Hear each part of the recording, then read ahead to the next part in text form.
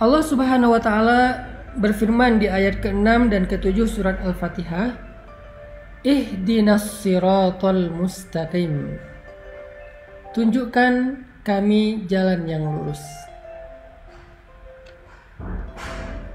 Tunjukkan kami jalan yang lurus.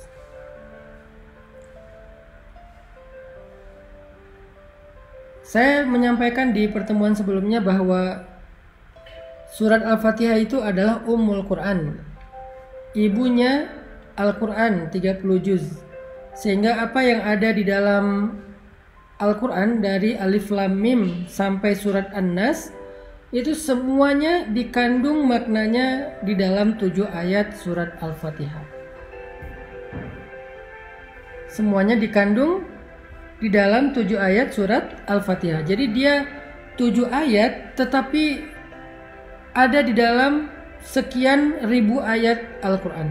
Makanya disebut dengan Ummul Quran atau disebut juga dengan As-Sab'ul Mathani, 7 ayat yang diulang-ulang. Salah satu di antara makna 7 ayat yang diulang-ulang, selain diulang-ulang di dalam sholat, juga berarti diulang-ulang penjelasannya, diulang-ulang pemaknaannya di dalam ayat-ayat yang lain di seluruh ayat Al-Quran. Ini ajaibnya surat Al-Fatihah. Makanya saya selalu bilang, siapa yang membaca surat Al-Fatihah maka seperti membaca 30 juz Al-Quran. Keutamaannya kayak gitu. Termasuk ayat ke-6 ketika Allah berfirman, Ihdinas siratal mustaqim. Tunjukkan kami jalan yang lurus. Jadi di sini teman-teman kita berdoa agar Allah tunjukkan kita jalan yang lurus. Kita minta, ya Allah, beri kami petunjuk. Tunjukkan kami jalan yang lurus. Gimana caranya kami hidup? Gimana caranya kami mengisi hari-hari kami? Gimana caranya kami bisa pulang kepadamu dalam keadaan selamat? Gimana caranya agar kami bisa sampai kepada Engkau? Gimana caranya agar kami tidak salah jalan? Tunjukkan kami jalan yang lurus. Apa pelajarannya di sini teman-teman? Ketika kita meminta kepada Allah untuk ditunjukkan jalan yang lurus, di sini tuh ada sebuah pengakuan kalau kita nggak tahu jalan. Di sini tuh ada sebuah kesadaran, self-awareness, kalau kita itu merasa bodoh. Kalau kita tuh merasa nggak tahu apa-apa, Allah lebih tahu, Allah lebih berilmu, Allah lebih maha mengerti, Allah lebih bijaksana. Kita tuh bodoh, awam, nggak tahu apa-apa. Di sini sebuah iktiraf, sebuah pengakuan. Sehingga kalau ada orang yang membaca ayat Ihdinas siratal mustaqim, tetapi dia merasa lebih tahu daripada Allah, berarti dia belum membaca Ihdinas siratal mustaqim. Apapun bidang ilmu yang kita kuasai, kita tuh bodoh teman-teman. Apapun keahlian kita, kita tuh awam. Jangan ketika kita diberikan sedikit ilmu oleh Allah, menjadi seorang saintis, menjadi seorang dokter ahli, menjadi seorang profesor, menjadi seorang konsultan dan seterusnya, kita merasa lebih tahu daripada Allah. Itu enggak ihdinas siratal mustaqim. Ketika kita menjadi seorang desainer, kita merasa lebih tahu fashion pakaian yang lebih baik daripada fashion style yang Allah udah jelaskan di dalam Al-Quran. Itu enggak ihdinas siratal mustaqim. Orang yang benar membaca ihdinas siratal mustaqim itu ketika dia baca ihdinas siratal mustaqim, ya Allah tunjukkan kami jalan yang lurus, pada saat yang sama dia ngerasa bodoh. Dia ngerasa nggak tahu apa-apa. Dia ngerasa nggak ngerti apa-apa. Dan dia jujur minta petunjuk dari Allah, yang kalau Allah beri petunjuk dia akan ikuti. Itu baru benar membaca Al-Fatihah. Itu baru benar membaca Ihdinas siratal mustaqim. Tapi kalau dia baca Ihdinas siratal mustaqim, ya Allah tunjukkan saya jalan yang lurus, lalu Allah tunjukkan jalannya tentang masalah finansial, Bisa jadi kita seorang konsultan finansial. Bisa jadi kita seorang ahli ekonomi. Bisa jadi kita seorang bankir. Bisa jadi kita seorang misalnya trader yang main saham dan seterusnya. Kita baca ihdinas siratal mustaqim, lalu Allah tunjukkan petunjuk. Allah tunjukkan jalan yang benar dalam masalah finansial. Salah satunya adalah janganlah kamu makan dari hasil riba. Janganlah kamu mempraktekkan riba. Terus kita bilang, wah ini sistem sebetulnya sehat buat ekonomi kita. Sebetulnya sistem riba itu nggak murni bermasalah sih, secara finansial tuh bagus, asalkan kita bijak mengelolanya dan segala macam. Berarti kita belum membaca ihdinas siratal mustaqim. Berarti kita belum benar-benar menyadari kalau kita tuh bodoh, Allah lebih tahu. Rabbi, ana jahilun wa anta alimun. Ya Rabbi, saya itu bodoh dan Engkau maha tahu. Makanya saya bertanya kepadamu. Makanya saya meminta kepadamu. Ihdinas siratal mustaqim. Kalau kita bertanya kepada seseorang, terus kita membantah, kira-kira apa pendapat orang tentang itu?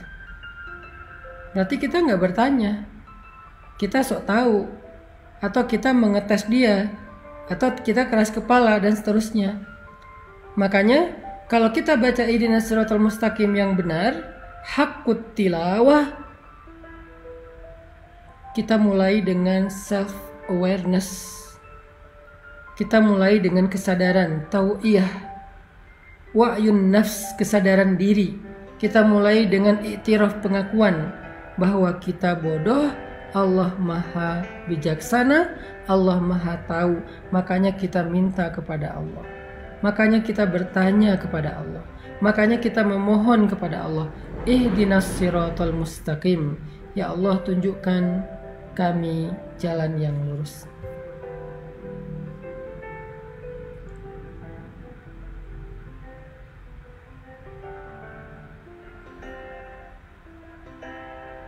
Itu poin pertama dari ihdinas siratal mustaqim.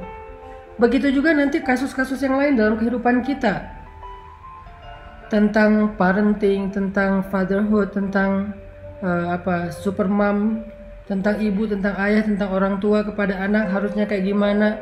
Allah udah ngasih kita beberapa guidance cara mendidik anak yang paling baik.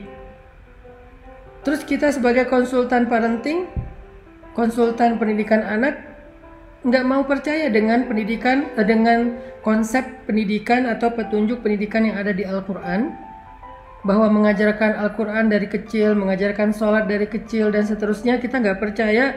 Kita lebih percaya dengan kurikulum buatan kita sendiri, atau buatan manusia, atau buatan para ahli katanya. Berarti kita belum benar-benar punya self awareness saat membaca ihdinas siratal mustaqim. Apapun tentang kehidupan kita, Allah lebih mengerti daripada kita. Para psikiater, para psikolog, ketika mendapatkan seorang pasien, seorang klien yang punya penyakit mental illness, sakit mentalnya, lalu Allah Subhanahu wa Ta'ala memberikan solusi di dalam Al-Quran, yaitu dengan memperbanyak sholat, sedekah dan zikir. Di dalam surat Al-Ma'arij, manusia itu halu'a, jazu'a, manu'a, labil intinya. Illal musallin, kecuali orang yang sholat dan dawam dengan sholatnya. Artinya memperbanyak sholat sunnah, ada terapi ibadah. Dia nggak mau menyarankan terapi spiritual karena dia nggak percaya dengan spiritual healing. Dia lebih percaya dengan psikologinya, dan psikologinya berasal dari Sigmund Freud, bukan berasal dari Al-Quran. Bahkan kadang-kadang bertabrakan teorinya. Berarti dia belum membaca ihdinas siratal mustaqim. Dia merasa lebih tahu daripada Allah. Padahal Allah bilang, wallahu ya'lamu wa antum la ta'lamun. Allah lebih tahu dan kalian tidak tahu. Huwa a'lamu bikum idh ansha'akum minal ard wa idh antum ajinnatun fi butuni ummahatikum. Dia lebih tahu daripada kalian sejak kalian diciptakan dari tanah atau kalian masih janin di dalam perut ibu-ibu kalian. La tuzakku anfusakum. Jangan merasa sok tahu, merasa udah paling pintar, kata Allah.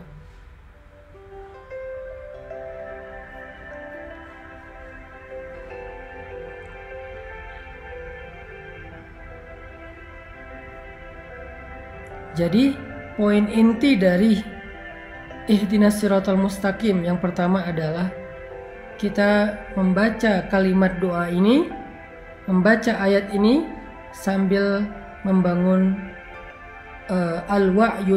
wa'yun nafs, membangun self awareness, kesadaran dalam diri kita. Kesadaran tentang apa? Nahnu juhala wallahu alimun. Kita ini jahil, kita ini bodoh, dan Allah itu maha tahu. Kita baca ayat ini, baca doa ini dengan sebuah iktiraf, dengan sebuah pengakuan, dengan sebuah keyakinan bahwa kita itu butuh Allah untuk menunjukkan jalan hidup kita. Sehingga nggak boleh kita merasa lebih tahu dari Allah. Baik masalah pribadi kita dalam hidup maupun masalah keluarga atau masalah sosial, masalah bangsa, masalah politik, masalah ekonomi, masalah dagang, masalah sains, apapun dari yang paling kecil sampai yang paling besar, kita merasa diri kita bodoh dan Allah itu yang maha tahu. Kita merasa diri kita itu awam dan Allah maha bijaksana, sehingga kita meminta dengan sungguh-sungguh dan tulus, ihdinas siratal mustaqim. Ya Allah, tunjukkan saya jalan yang lurus, tunjukkan saya jalan untuk mendapatkan jodoh yang Engkau ridhoi. Kata Allah, la taqrabuz zina, jangan pacaran. Kok la taqrabuz zina terjemahannya jangan pacaran? Ya, karena pacaran itu adalah langkah-langkah mendekati perzinaan. Mungkin nggak nikah menjadi perzinaan? Nggak mungkin, karena nikah itu justru menutup pintu zina. Nikah menutup pintu zina. Karena orang yang melakukan hubungan suami istri setelah menikah nggak disebut berzina, disebut malah di sisi Allah. Jadi menikah menutup pintu zina, sedangkan pacaran membuka pintu zina. Ada yang sampai masuk ke dalam jebakan syaitan itu dalam banget, jebakan syaitan itu jauh banget. Ada yang masuknya setengah, ada yang masuknya di depan. Pokoknya dia membuka pintu dosa besar.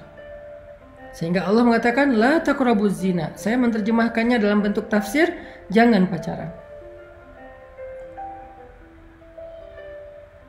La taqrabuz zina, jangan pacaran.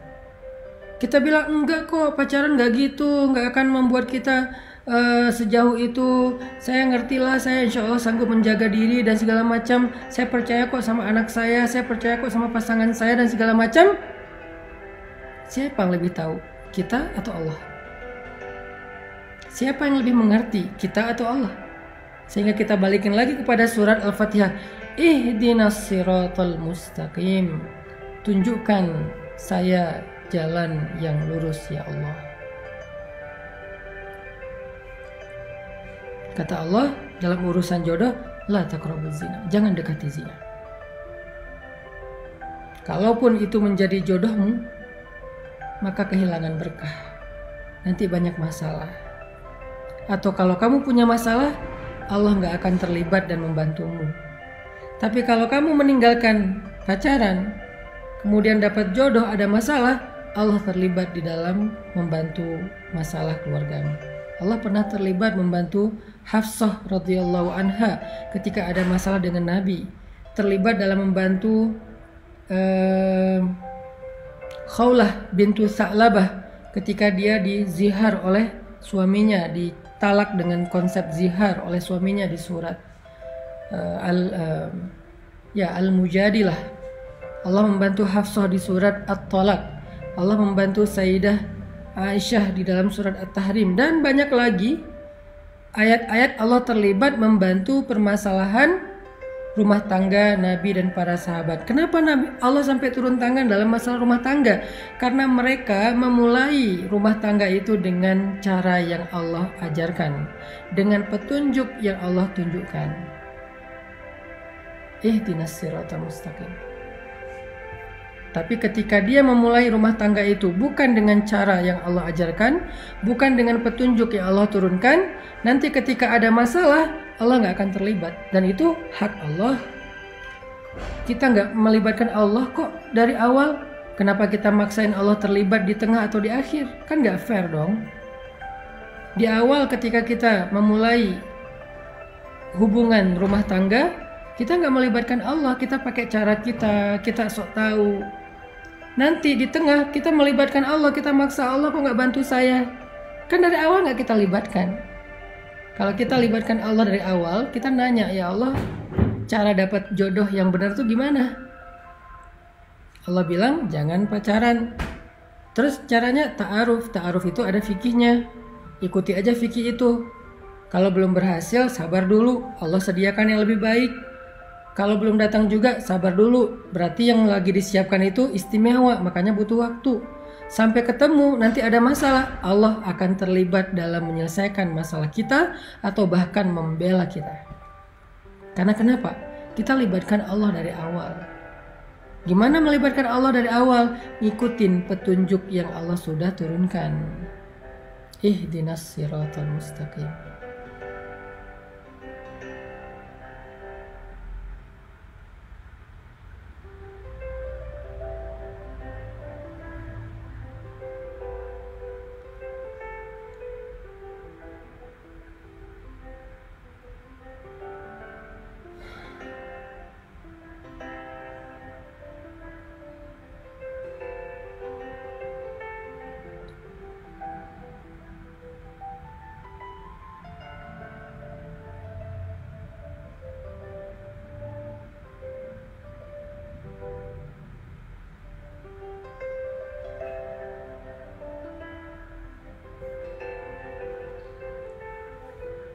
Itu poin pertama teman-teman, tentang ihdinas siratal mustaqim,